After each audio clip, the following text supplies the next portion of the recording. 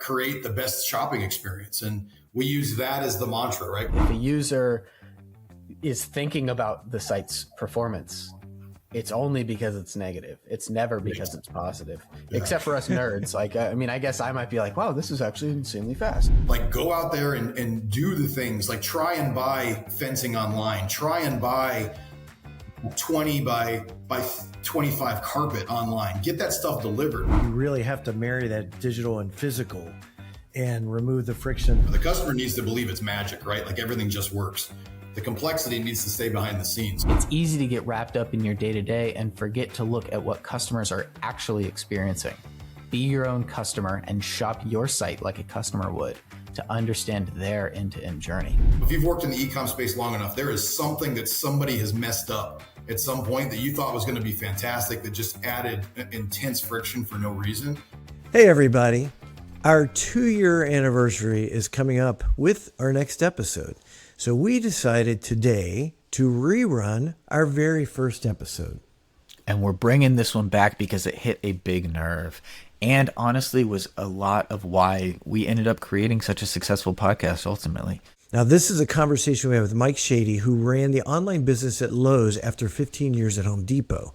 He's lived through every kind of digital friction you can imagine, from slow page loads wrecking usability to delivery mishaps undoing an otherwise great online experience. And now Mike has taken that success and he's the chief digital officer over at Staples, continuing his career growth, frankly.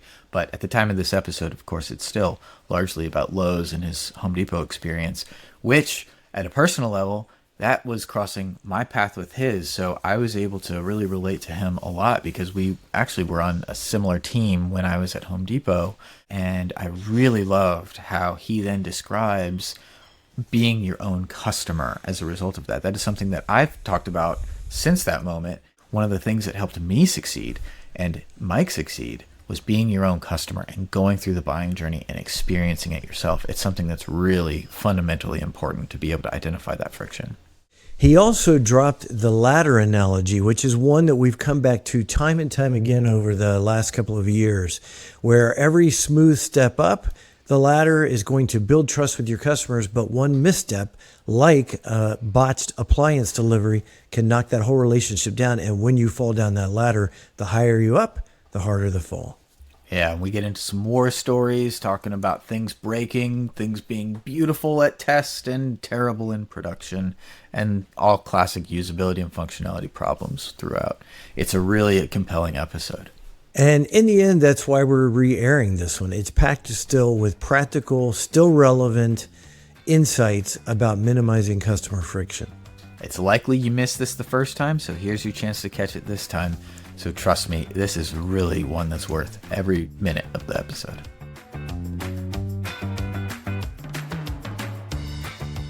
Hello, and welcome to the Frictionless Experience, the podcast where we lay waste to digital friction. I'm your co-host, Chuck Moxley. And I'm Nick Paladino. And on today's episode, we're diving into usability, one of the 5 friction forces that occur in digital experiences. Joining us is Mike Shady, and Mike has spent the last 5 years at Lowe's, where he was Senior Vice President for Online, but that's not his only home improvement experience. Mike actually also spent 15 years at Home Depot in various web operations roles and even did a stint as Vice President of E-commerce at JCPenney in between. Mike, welcome to the Frictionless Experience. Thanks, Chuck. I appreciate it.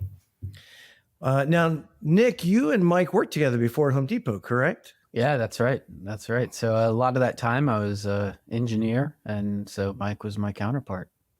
Nice. Okay, good. Well, then you guys should have no problem diving into the topic here. Now, Nick, before we dive in, this is part of our series that we're doing on the 5 friction forces. Do you want to quickly cover what those are in case this is the first episode somebody's tuning into? Yeah, absolutely. So the 5 friction forces are all about understanding the influences that happen inside a digital space. At the top of that is marketing. But as you start getting into that funnel, that's when site aesthetics matter, as well as usability, as well as that seasonality influence. But then the final of the forces, which is something that kind of is wraps everything around, is that performance tier, the speed, how quick is that experience? And so that's where a lot of the experience erodes. Everything that we're doing to invest into that user experience and into that UI to give them that good look and feel, it erodes from that performance tier. Today, we're going to focus specifically on usability, part of that site quality in our discussion. Okay, great. Mike, tell us about your role and your team at Lowe's and what you were focused on there. Yeah, so at Lowe's, I ran the online business. So from that perspective, it was the all-encompassing kind of challenge of directing not just the site experience, but the full customer experience. So we looked at things from a journey perspective, right? Like how the customer was interacting with the brand in general was heavily influenced by the digital properties that we had, by the omni-channel experience that happened within stores. Just a significant amount of things come in, and we know, I mean, with a lot of the topics when we're talking friction, the amount of friction that can be introduced into some of these processes could be pretty high. And my job was to look at all of this and just digest down to what are the most important things to be able to tackle for our customers that allow us to be able to create the best shopping experience. And we use that as the mantra, right? We tried to use the customer first mentality to be able to sit out there and do the things that might not be the largest drivers of where like internal people might be looking.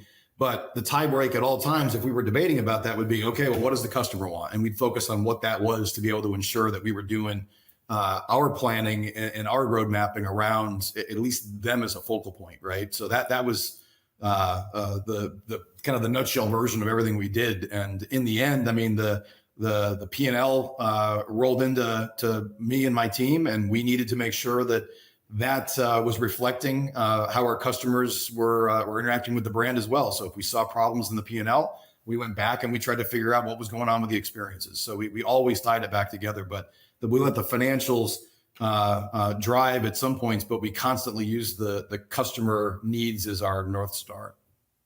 I love that. And I guess where do you kind of go to understand that information though? Like how do you break the tie with the customer's needs when you're not talking to literally every customer? Yeah, I mean, you have to get representative sampling, and you've got to be able to do some really basic stuff. And one thing that we always talked about, and I still preach, I mean, to anybody that I'm speaking with about like the e-com subject, is that, I mean, if you're not collecting the appropriate amount of customer data, you need to figure out what that looks like. I mean, there's sampling that's going to take place across the board, but if your sample is too small, I mean, your customer base is relatively diverse. And you think of the home improvement space, the number of customers that are shopping in that retail segment is huge. I mean, a customer doesn't shop for an appliance the same way they shop for carpet. I don't install a kitchen the same way as I would install an outdoor shed. I don't think about laying pavers in the same way that I would think about buying pillows or furniture for a room in my house that I'm redecorating. So that's a big chunk. Is that one? If you're lacking visibility into those subsegments, you're going to do the wrong thing, because every customer base and those cohort groups you got to create are different. But the thing that we said too is that from the customer perspective, the easiest way to be able to kind of get in their shoes, shop yourself. Like go out there and do the things, like try and buy fencing online, try and buy 20 by 25 carpet online, get that stuff delivered, get a refrigerator delivered to your house, like test these things and try it out. And then it gives you a little bit of both sides, right? You get the customer aspect that you can see, but you get a little bit of reality from yourself doing the journey as well. Was that an employee perk? You got free refrigerator, free. We want you to try it. Give it a shot. Unfortunately not, but we did. We had a program that we gave people like a credit account and allowed them to go out and purchase things. So we had a series of products that we would go through from like a category perspective, and we would journey those on a regular basis. We had a team of people. Category experience is what we called it. They shopped the category. They optimized the category. One piece of that is buying things within the category and having that stuff shipped to your house and go through the process of figuring out how it works, because the journey doesn't just stop online. You could have the best online experience in the world, and if the fulfillment leg of it is terrible, your whole experience is terrible. The whole thing gets ruined. So we wanted to make sure that we really looked at it from the moment you start engaging with the brand to the moment that you're complete and hopefully becoming an advocate for the brand. If something goes wrong, I mean, the best thing we can do is learn how to fix it. So we always looked at the happy path of being able to get products fulfilled the right way, but then looked at all the scenarios that would go potentially wrong and tried to figure out the right way to correct it, because that proactive action for a customer means a lot. I mean, leaving them hanging is the worst thing you can do. So for us, it was really looking at and expanding the definition of what end-to-end means from a digital perspective. Yeah, I like that a lot. And something that you said that really resonated for me and actually helped me a lot when I was at Home Depot, which was being our own customer. Mm-hmm. Because like I would constantly be hammering special buy of the day. Like every single day I'd check and figure out what it was, not because I was interested in the experience and just making sure that things were reliable or whatever as an engineer, but because I wanted to know what it was. And I would constantly be buying stuff. So I would find all these little edge cases or all these little things that would end up happening for me. And I would turn that into an actionable unit of work and be able to have just a thing that allows me to do that just by being my own customer. Yeah. And there were so many users, both on the product side and on the engineering side, that would just forget to just go be a customer. And it's just so simple. It's a big thing to get wrapped up in your work and not pop your head up and look around at what your customers are actually experiencing. And I think that depending upon the role that you play and the level that you're at, the higher you go in an organization, the more tightly aware and tightly correlated your actions need to be to the actions of your customer base. I mean, you got to think, and we were driving strategy for the digital enterprise, right? If you're wrong on what the customers are looking for, I mean, it has ripple effects, not just through the digital world, but through the stores, right? If you design something that has some sort of friction already baked into it, you're going to have unhappy customers, and it will show up in a number of different areas. It's not just an online issue. It turns into an omni issue. Yeah, that BOPUS, the buy online, pick up on store that you have in retail, you really have to marry that digital and physical and remove the friction in the whole experience. I actually, just as a side note, just made my first purchase from Lowe's last week. Nice. Bought it online and then picked it up in store, and had a little bit of friction because I hadn't downloaded the app. Mm-hmm. So it wasn't as easy to do. But we talked about this on another episode when we were talking to somebody from Wyndham Hotels. Same idea of, that physical, and when you start to marry those, it becomes infinitely harder, right? To remove the friction. Yeah. Infinitely harder. And the thing that you've got to remember is that the customer doesn't recognize how hard it is. Like hiding that from the customer needs to believe it's magic, right? Like everything just works. The complexity needs to stay behind the scenes. So the things that you're uncovering and any friction that you felt in that experience are things that need to be kind of digested in the background to just make it smooth for that customer. Leave the complexity to the people working behind the magic curtain, right? Like let the customers believe that everything is perfect and simple and things just work.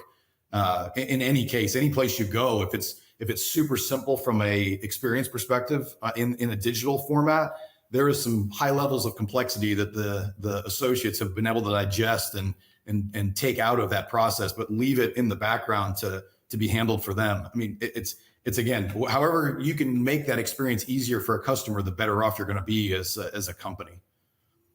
You're the wizard behind the curtain. Literally, right? Literally, yes.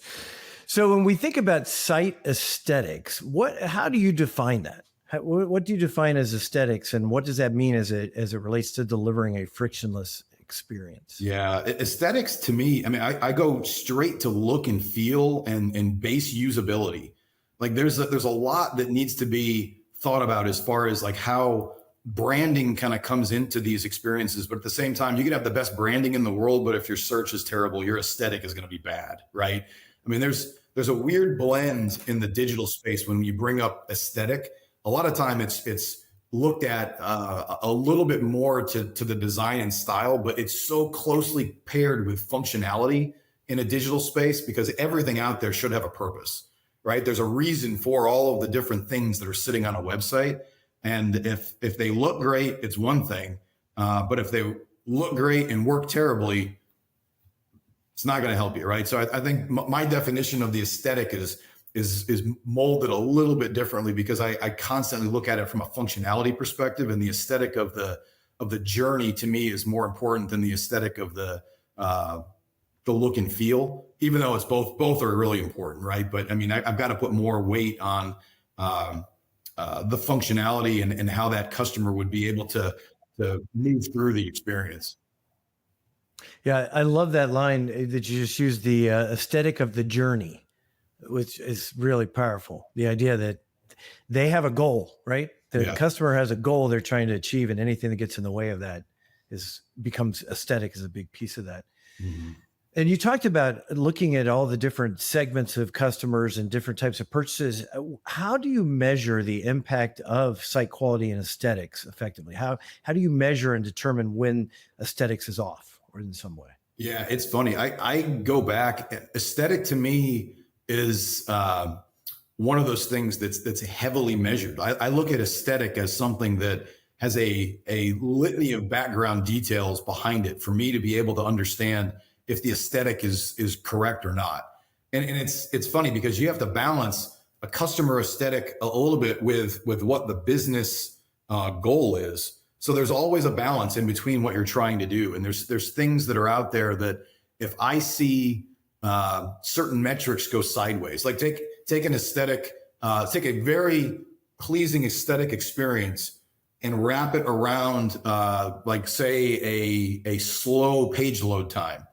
And the experience could be great from every aspect of it. But if that thing loads in 4, 5, 6 seconds, I mean, it's ruined, right? And that customer is given a big hint about how the rest of the experience is gonna come into reality for them, right? Those little hints, I always talk about it in like micro decisions. I'm making a decision about how I feel about the aesthetic of this site when this page is loading in 5 seconds as I'm waiting and waiting and waiting. Yeah. Go to the other side. Oh, go ahead, Nick. I was just going to say, and that wraps up to kind of how I was saying earlier, that performance tier just erodes that value. You create the good aesthetic, that good journey. All performance does is work against us. That's it. Yeah. It's the value of time. It's like, it's that intangible that becomes tangible only in a negative sense. In an ideal world, we're instant, obviously, but we can't be there. Think of it. I think the point you're making is great because if a site loads super fast, I get a little bit of pleasure about it. But if a site loads super slow, you deteriorate my like thoughts about the site in a huge way. Like it takes a lot more effort to be able to get me to turn around and bring me back to a level where I'm pleased with my experience. Exactly. And you know, if a user is thinking about the site's performance, it's only because it's negative. It's never because it's positive, except for us nerds. Like, I mean, I guess I might be like, wow, this is actually insanely fast, but that's only because like I'm thinking about it. Right. Oh my gosh. I worked in marketing when I was in an agency and wireless account. And it was the same thing. Nobody ever had a better than expected call. They only got upset when the call got dropped. Right. Mm-hmm. So it's kind of the same thing. You only can disappoint in that user experience. And you guys make another point. We distinguish aesthetic from usability, from site speed. The customer probably doesn't. Mm-hmm. If it's a bad experience or a good experience, it doesn't matter. They decide to go, well, the aesthetics were good, but the speed sucked. You know, it's not like they do that delineation that we would. Yeah. I think the interesting point around all of that goes back to it takes so much time to be able to create stickiness with a customer. And you think about it, like customers that you spend all this time and effort to market, and then they're on the site and they say they have a great experience and everything works well, the chance of them coming back is high. And the chance of them spending more is higher when that occurs. And when you think about the second trip back, the third trip back, you're starting to work up this ladder of stickiness, right? Like you have customers that are going to move from a base customer to potentially an advocate for the brand, the better you do. But think of the latter example is an interesting one. You're climbing rung by rung. You get something that goes bad. Like I always joke about like some of the most disruptive stuff in home improvement is appliance delivery, right? Because if I'm getting a new refrigerator, it probably means my old refrigerator doesn't work. So I'm living out of a cooler or something for a period of time, or my stove doesn't work. I can't cook. So I've got like a barbecue in the back that I'm just using for every meal. Those types of things, you are invested in the purchase decision that you made with that company. And if that company lets you down, the pain you feel with that delivery not working, my refrigerator doesn't show up, I'm living out of a cooler for another week or 2 or 3. If my stove doesn't show up, or say it does show up and it's the wrong size, or it's the connections don't work, or it didn't come with the things that needed to be able to properly pipe it to the wall. All of those things come into that experience aesthetic. And no matter how good it was online, if that thing in my house isn't up and running and working and my life is back to normal, well, it falls back on the experience to the brand in general. Yeah, and also to the brand of the actual appliance itself too. Yes. Like if I bought an appliance and I committed to that brand because I've said I've done all my research and this is the brand I want. I want KitchenAid or whatever. It doesn't matter, right? Yeah. And then they deliver it and then it doesn't work for me. Who am I blaming? Right. Right. I mean, Right. It's like who's most at fault? Well, So as a customer, and if you bought it, typically in those scenarios, I mean, you're thinking about that brand, but the first place you're going to go is back to the retailer, right? Like I'm not here to be able to deal with a brand. I bought it from Lowe's. I bought it from Home Depot. I bought it from whatever company that's out there. That company is who I put my money and my faith with. I expect the other half of the deal to be fulfilled, right? Which means I have a working product installed the way that I need to, everything fine, my life back to normal. So you make a great point about you commented about people who are frequent customers. So you get them to come once, right? You get their loyalty to come back. There was actually a study done by Wharton that found loyal customers get more upset when they have friction in the experience, and it's because they are experiencing more. Because they're coming and purchasing more often, they're more likely to have a bad experience than the occasional customer. It's kind of an interesting paradigm. So you can actually inflict more pain on your most loyal customers in that way if you're not dealing with the usability and functionality of the purchase process. Yeah, and I think that's a great point, because when you think about it from a home improvement perspective, the customer that's coming in the most and having the repeated experience with you many times is the pro. And that's why it makes it so important for that population to be looked at uniquely. I mean, the both Lowe's and Depot have been a pro focused organization for a while. Lowe's has done a lot to double down in that space and really make it known that, hey, we're not going to lose the pro and we need to be able to build that base. But you think of that experience, I mean, those pros are looking for some basic stuff. I mean, they need the right products in the store. They need the assortment, like to be set the right way for them, right? They need to make sure they've got job lot quantities and are in stock at the rate that they can grab things and go. They want to have like a great price, and they want to make it as easy as possible so they can get in and get out of the store without any problem. A lot of things that both companies have done is allow for other folks besides the person who placed the order to be able to come in and grab it. So think you're on a job site. You place a bogus order on your phone, you go through the app, you can send somebody from your crew in to be able to get the thing that you need, right? But both companies have also spent a lot of time now doing quite a bit of work to be able to think about, okay, well, what could we do to also make delivery to site a lot easier? So again, it's one of those things that's unique to that population of people. On the other side, you might have a whole group of folks that are designers, and they need things, I mean, in a different way. It's like they're always looking and trying to find things that are more on trend. So the breadth and depth of assortment is that much more important, right? So a little bit of uniqueness between like the two groups, but it all comes back down to just what does that customer need, and what can you provide them to be able to make their experience live up to the needs that they have, and any friction in that, again, it pulls it back and you have some problems. But losing one of those people is incredibly painful. Those are the groups that you want to hang on to, because they're the ones that are putting in a ton of revenue and faith into your brand, and letting them down is definitely, I mean, tough to digest.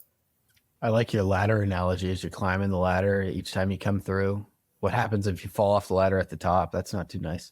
Well, That's worse than falling off on the first rung. Is that what you're saying? That's the injuries are a lot greater. Yes. well, and think of it too. I don't know the last time any of you have fallen off the ladder, but do you ever fall one rung down? No. You hit the ground half the time, right? So I think it's a very similar experience when a customer gets let down. It's one of those things. It's either you're a hero or a zero in some of those, right? So how do we protect that experience and make sure they're getting what they need is super important. Yeah, and then at a pro level, just continuing the analogy. I mean, you're not just letting the person down, you're letting the person down that is letting somebody else down. Yes. Right? Like it's a cascading problem. Yeah. Right? Yeah. And who's that pro going to say? I mean, half the time, well, I didn't get my stuff and it came from X company, right? I mean, that's usually very top of mind for them to be able to explain why they're having problems. Hey, Nick, remind me again, how much money can a retailer lose if their site is just 0.1 seconds slower during Black Friday?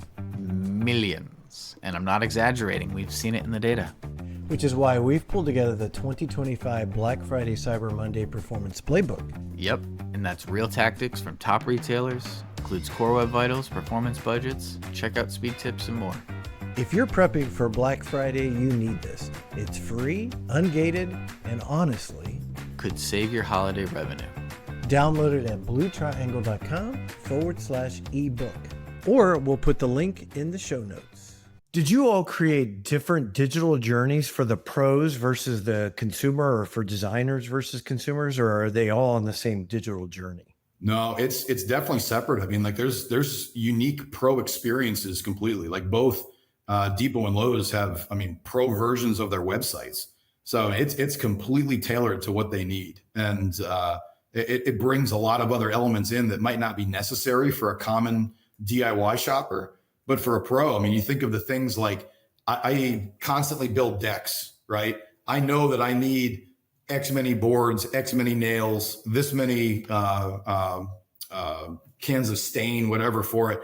That order becomes something that you can reorder and use kind of in your background. You know what the pricing looks like. You're not even looking items up. Most of the time you have those things saved off, or you're using like the model number to be able to get it in there. They're shopping very differently because they're so in tune with the product. And you gotta tweak the website to be able to make sure that they can, again, get in and out quickly. All they want to do is make that experience, as fast as possible, because they're making money when they're on the job site. They're not making money when they're placing orders like through a website or through an app. All good points. And so, and you're touching on something interesting, because you now have multiple different journeys that you have to measure and know what's working and what's not, where there's friction. The other piece of that is you've got all the forces working. So how did your team determine the impact on things like site aesthetics, usability, et cetera, when all five forces are constantly changing? Seasonality, audience, site speed, all of those. How do you balance all that and figure out where the problem is? That's the magic of it, right? Is that it's never a singular issue. You're very lucky if half the time you can go out there and say, okay, out of everything going on within this category of products, I've got one thing that didn't work and I can go out and fix it. But I think it goes back to, the amount of attention you give those categories to be differentiated allows you to be able to get more in tune with what those customers are looking for. And then most of the time, and when you're tuning the category, you have to tune the analytics that you're looking at to be able to mirror that journey. So if I have certain things that are needed in buying an appliance versus a pro buying bunks of lumber, there's the staple kind of needs of what that journey looks like from a customer funnel. But there's all kinds of functionality that gets built into that might be a little bit different, that you've got to keep an eye on to make sure that it's running the way that you've designed it. And there's thousands of things that can go bump in the night with major e-commerce websites. Being able to understand what those things are and be alerted to it proactively saves you, significant amounts of cycles that are potentially disappointing customers. So I think it just comes back to the point that yes, you need to be aware of all, and you've got to come up with some way to proactively sit out there and be notified when these things are not working. And that's a bit of the secret sauce. The better you get at that, the less customer disruption there is, and the less customer disruption there is, the more satisfaction they have with the experience. Wow. Sounds it's almost overwhelming the more you describe it. Can you think? Oh, sorry. Go ahead. No, there's a lot to it, but I think the magic is keeping it simple, right? I mean, you could get mired in details, and there's points in time where you need to get deep into subject matter. But I think at the same time, you've got to have key metrics that are out there that you're proactively looking at, and at the same time, how are you going back, like, to what we discussed in the very beginning about, like, what's that customer saying? If I come in on a Sunday and I see that my scores were great on portions of the site experience, and I come in on Monday and I see that in the last 12 hours it's dropped by X many points, something's going on. I mean, so is that the indicator that we need to be looking at intensely to be able to make sure that we haven't missed something in some of those macro metrics we might be looking at? If something on that side goes wrong with the customer, it could detail very quickly exactly what the problem is and how you start diagnosing it. So it constantly is just what are the things you got to monitor? Keep it simple with what those main things are. If one of those starts acting up, then the deep dives need to occur, and you just got to be ready for it. So I think it turns into more of a planning and readiness exercise than it is an active monitoring with a person doing this. I mean, that's why the systems are in the background to give you those details. Gotcha. And I would imagine that one of the indicators also becomes revenue or orders and order completions and things like that. Can you think of a time when there was a change in something, in the aesthetic or the usability or the functionality, and it caused friction that you could instantly see a change in your conversion rate curve or it impacted revenue in some way? Yeah. And I think a couple interesting things when you think about that. So when you get to that level, and going back to what we were saying about the things that the customer might experience, there's definitive impact when you see some of those customer metrics drop off. The game that you're trying to play is to minimize the financial impacts that you're seeing on the other end, right? So the sooner I can get in and understand where that customer is having problems or where they're kind of walking away from the experience, the easier it is to go back in there and say, okay, here's the stuff that we've got to spin up quickly to be able to fix, so our overall revenue isn't impacted for hours and hours and hours. I mean, if things go days, you're going to have more of that brand regression that we were talking about before happen to those customers. So there's a lot, and it's the readiness to deal with it is a big deal. But I think everybody has an example. If you've worked in the e-com space long enough, there is something that somebody has messed up at some point that you thought was going to be fantastic that just added intense friction for no reason. I'm thinking about there's a constant battle with there's so many things that people want to get in and do, right? So you really have to prioritize well. But even if you prioritize to the best of your ability, you still might find people like touching the same thing in different ways. And I can think of an example. There was a release that occurred where everybody was excited for this. We thought it was absolutely going to be great, right? But didn't realize that the release that was happening on like a PDP of a product category also was touching what the fulfillment leg looked like. And it just wasn't tested the right way. So the experience up front looked great. I could add this thing to cart, but when I got to cart, I couldn't check out because of the way that we kind of worked on some of the PDP. And we were just all like clapping, high-fiving everybody that the thing was out there on the PDP, and then realized that, holy smokes, I mean, we're not even close to getting the transaction volume that we're looking at. So we had to go back in and just kind of start looking at it. But the first thing we did was recognize, okay, it's associated with this, and backed it all out. So started from zero and then just kind of went back through. But a lot of that comes back into just the level of testing that's done up front. And again, the proactive recognition that, hey, not everything is going to work. So you got to be reliant upon, the user experience, where if things are new and you're putting it out there, you better be testing it. You better be live on site looking at those things. You better be really good at being able to fix issues on the fly. Because years ago, and Nick knows this, there used to be like various dev environments that you could work through and kind of push things into to get a little bit more and more and more real to what the actual customer experience was. After a period of time, a lot of these things, the agile mentality has come in where, hey, we're going to push more of this stuff into a live environment, test the heck out of it up front.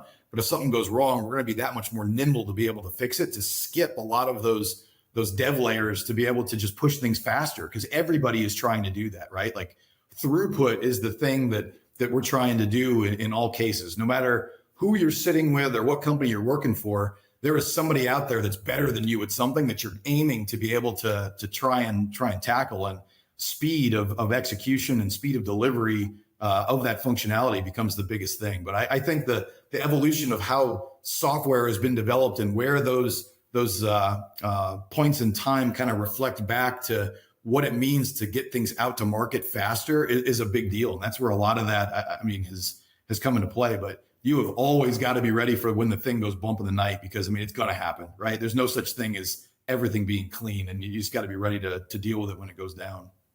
All of that right there really sums up how I still want to call it new, but it's not new at this point, but the site reliability engineering mentality matches that product management mentality.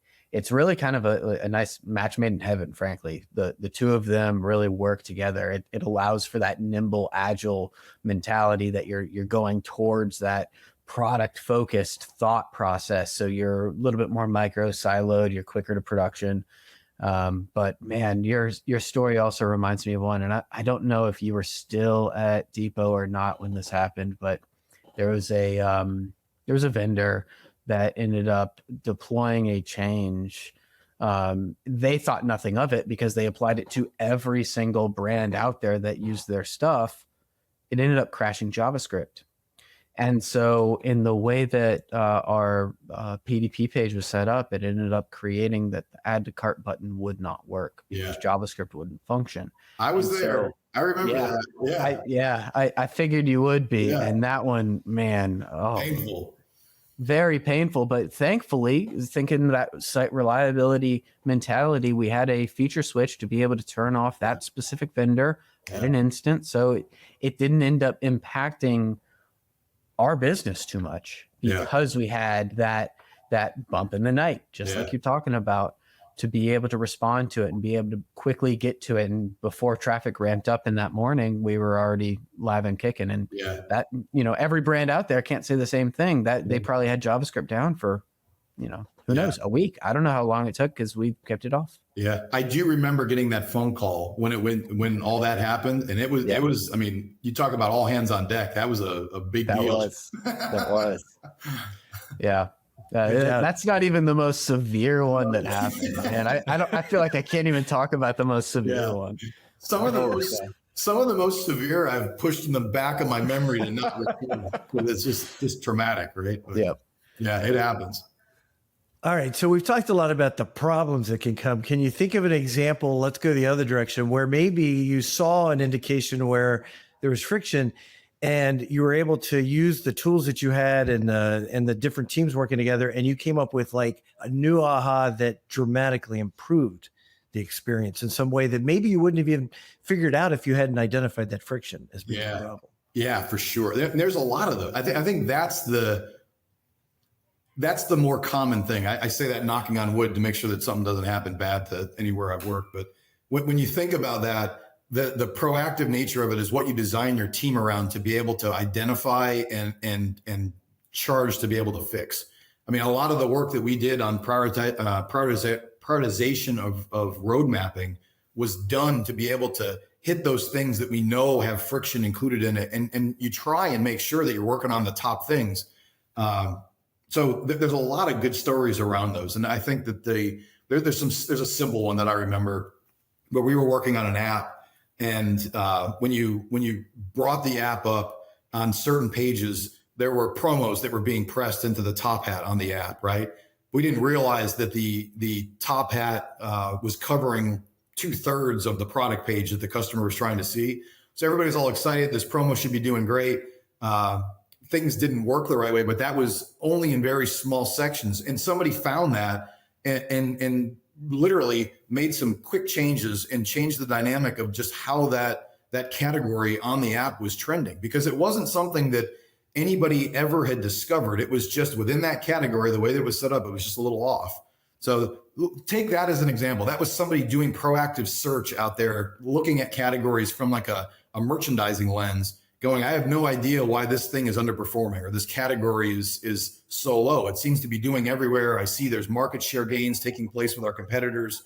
What can I do to be able to fix it? They went out, started shopping, saw this one little thing, realized that was covering up like basically the top 8 selling items that were selling in the stores, made the quick fix, pushed it out there, and got, instant gains basically, right? So a lot of this stuff turns into conversion funnel work. And when you start thinking about the conversion funnels at a category of product level, you've got to get deep, because again, with the breadth and depth of assortment that a lot of major retailers have. And if you look at home improvement, there's millions of items online and there's tens of thousands of categories of products.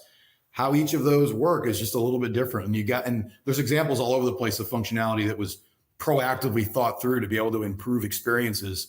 But it's all based off of just the work that we did just from a conversion funnel perspective, and just the base financial kind of reviews that would occur within like the merchandising world. That's awesome. That's awesome. So Mike, what do companies get wrong about friction in their digital experiences? What's a common belief that is held out there that you disagree with completely and think about differently?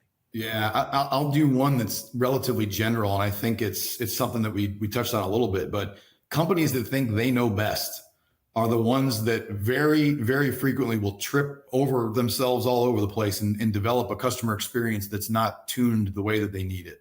I think all of us have been in an experience where we've gotten just do this, we know it's right. And then if you go out there and produce something and test it, you realize it's absolutely not.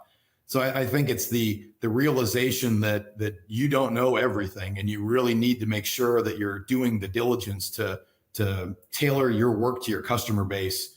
The better you do that, the better everything is going to be. And it's not a one-time thing, right? That's not just a go out there once a year and do a quick survey and come back. You got to have that constant customer first mentality. But I think that's a big one. Companies that come out with like the I know it all are not going to know it all, and there's going to be problems that occur. One of my favorite quotes, this is a very meta comment, but one of my favorite quotes is a Socrates quote. The only thing I know is that I know nothing. Yeah, that's actually a good mantra for it is. No, it's fantastic. Like if you think about it from a perspective of I know nothing, I literally know nothing. That's the only thing I know. Then you can go through and be a little bit more diagnostic and think about the whys behind it, and then start to actually know something about it. Because it just comes from a humble place in your mentality, instead of a place of bias and a place of being too confident, too proud. Yeah. There's a funny example that I had, and this works. I'll say from a retail perspective, you got to keep that in mind, but vendors also come in, and here's a fun one, and Nick can probably relate to this. Vendors have all kinds of funny words for things for their products, right? Where you might call, a certain thing one name, like the very common name that we would sit down and say, yeah, this is a microphone. Well, the name that the vendor might use could be something very technical, but they think it's the differentiator, right? Where it's like audio collector. Yeah, whatever. I was trying to think of one that wasn't going to completely rat out a vendor, but I've got one in the back of my head that I'm trying not to use.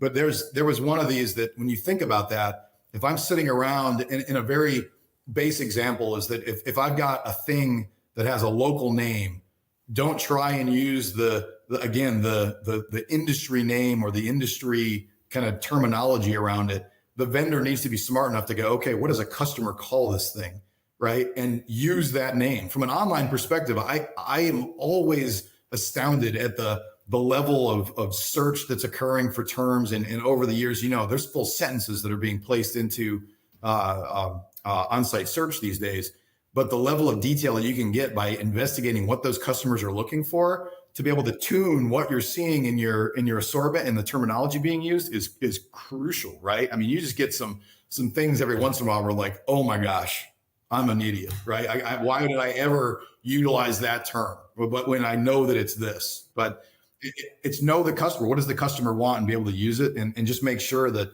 hey, you know nothing. How do you put that in place and make sure you're learning the things the right way?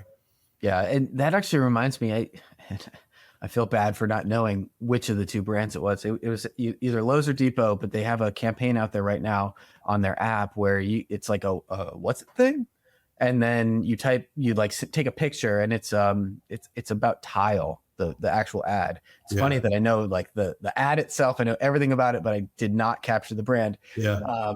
And it's those little like plus things in tile that allow you to align tile. And they take a picture of that, and then they go to the store, and then they buy more of this thing. And like it's such a interesting thing, because like that's that usability, right? That's that full in customer journey. This person is in their project. They're running out of the what's it thing. Yeah. And they need to go take a picture of it, and then the app does it for them. It's a really cool like usability concept. Yeah.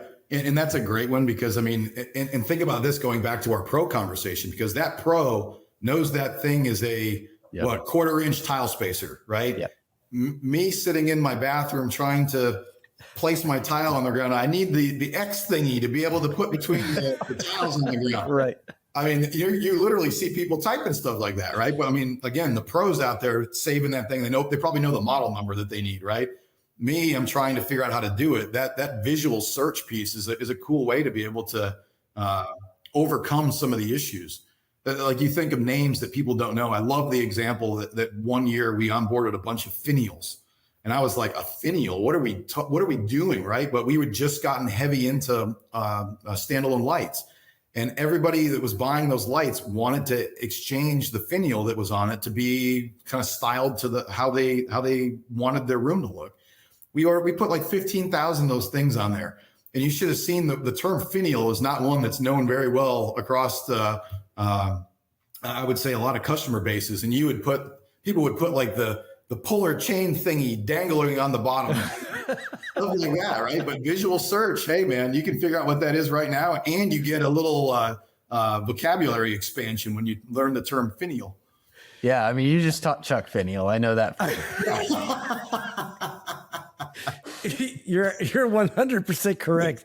I was sitting there thinking, I wonder how consumers, if they knew the word, how they would spell it, because you can spell that word like 5 different ways. Yeah, that's funny. The number of synonyms that are used out there that are spelled completely incorrectly in site search. I mean, it would be a funny thing to be able to see how what's the word that has the most common misspellings associated with it, right? That one's probably up there. That's a great content idea. So Mike, what's one final thought you want to leave our listeners with? So I think for me, coming back into like a big picture view of everything. And I think we've hammered this point home, I think, but the customer focus piece is the biggest thing you can do. Anytime you ever get stuck, go back and look at what your customers are asking for. And it's a very easy path to be able to make some simple decisions on where you need to go. I think the other thing is you at the same time, you got to be ready for anything when you're looking at multi-billion-dollar websites. So what are you doing to appropriately be ready for that thing that goes bump in the night? And a lot of times these things coincide, right? Because you might be, like we were saying, making changes that you think are going to be the best thing in the world, but end up having some sort of negative impact that you weren't expecting. So being ready for all of that is some of the secret sauce, again, behind making sure that customer experience just seems incredibly smooth and ready for the levels of traffic that you're hoping your site's going to get. I mean, you want customers to come in and experience this and enjoy it. And when they're not, I mean, you just got to be aware. That's a great way to wrap the conversation, Mike. Thank you. Where can listeners find you? What's the best way to connect with you? Say social media or where? LinkedIn. I think I'm probably, I know of 2 other Mike Shadys in the United States, and one's a professional bowler. So the finding me isn't hard. It's only the 2 of us that pop up most of the time. So nice. LinkedIn is the best. If anybody has any questions about anything, I'm happy to be able to help out there. Just shoot me a message, and I'm happy to connect. Great. We'll put the link in the show notes. So excellent. Today, Mike shared his expertise in creating the best shopping experience for customers at both Lowe's and Home Depot, and how to ensure that all the functionality that is built into the website actually meets customer expectations. To recap, here are 3 frictionless ideas to take the smooth path to trust and loyalty. Number one, you can't talk to every customer coming to your site. So Mike emphasizes the importance of representative sampling and collecting appropriate customer data to understand their needs. But if a sample is too small, it can lead to the wrong decision, especially when you have a diverse customer base like in the home improvement space. Different populations shop differently and need a functional website for their needs. So you should create sub-segments for every cohort group. It's easy to get wrapped up in your day-to-day and forget to look at what customers are actually experiencing. Be your own customer and shop your site like a customer would to understand their end-to-end journey. Number two, you need to deliver on promises made online and ensure that the overall experience meets customer expectations. Mike stressed the need to hide complexity from customers and make the digital and physical experience, like buy online, pick up in store, or home delivery, as smooth as possible. Customers only get upset when something goes wrong, and every experience they have with you is like climbing a ladder. With each step, they become more loyal. However, a disruptive experience can significantly impact a customer's perception of your brand. Falling off the top of the ladder is worse than falling off the bottom and can lead to cascading problems and negative word of mouth. Aligning your company's digital and physical efforts is important to avoid creating negative ripple effects. Number three, it's critical to test new functionality and proactively recognize potential friction points. Mike gave an example of a release that looked great up front, but that caused friction at checkout due to insufficient testing. Thousands of things can go bump in the night with major e-commerce websites. When you notice a drop in conversion, the goal is to minimize the financial impact by quickly identifying and fixing the problem. If issues persist for too long, you risk damaging your brand's reputation. Understanding what those are and being alerted to them proactively saves significant amounts of cycles. On a final thought, companies that think they know best often develop a customer experience that actually isn't tailored to their customer base. And Mike stressed the need for constant customer-first mentality and humility in acknowledging that you may not know everything. All right, so thanks for tuning into this episode of the Frictionless Experience. Remember to follow us on your favorite podcast player app so you can automatically receive notifications when we upload new episodes. And please leave a review on Apple Podcasts. Let us know what you think and what topics you want us to cover in future episodes. We'd be happy to cover anything that might be causing you friction.